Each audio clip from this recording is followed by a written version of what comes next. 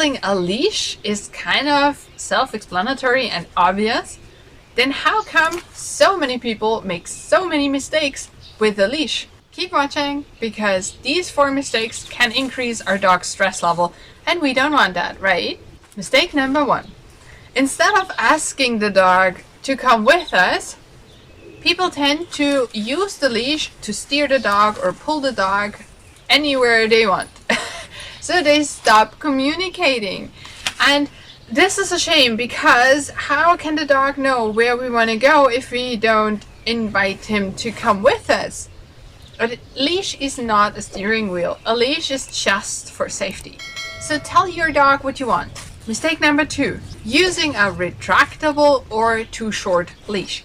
So yes, both of them have some use sometimes, but flexi leashes, yes, you can use them if you have a broken arm and you have only one hand for a leash. Alright, but especially the one with the thin rope are really dangerous. You can hurt and injure yourself and your dog severely.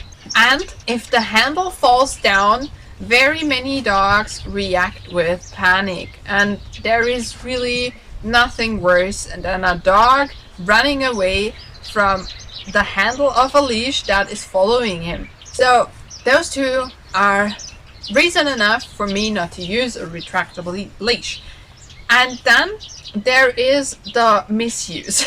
So many people do this with a retractable leash all the time. So they pull back and forth, and they press the stop button with no pattern at all. So the dog has no chance of knowing when the next stop will come. And this is uncomfortable for the dog.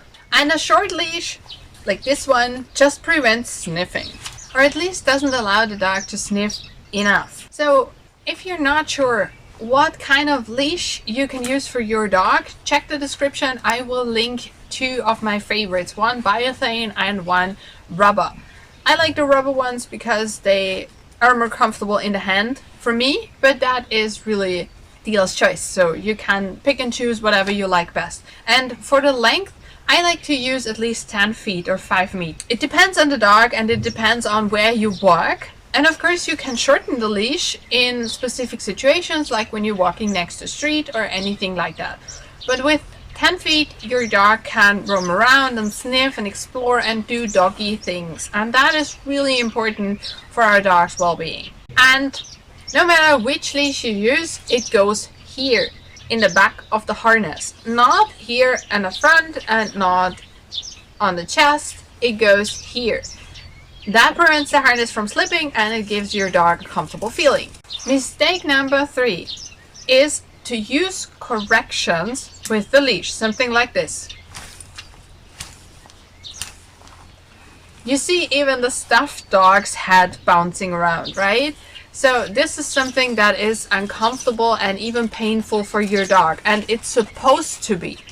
That's how corrections work. And we don't need them.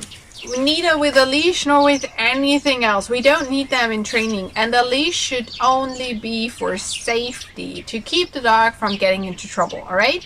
So instead of correcting the dog for things we don't want to see in situations we put the dog in, right? Because the dog doesn't choose where to live or who to meet or anything like that. We can explain to the dog what we want in a pace that the dog can actually learn, right?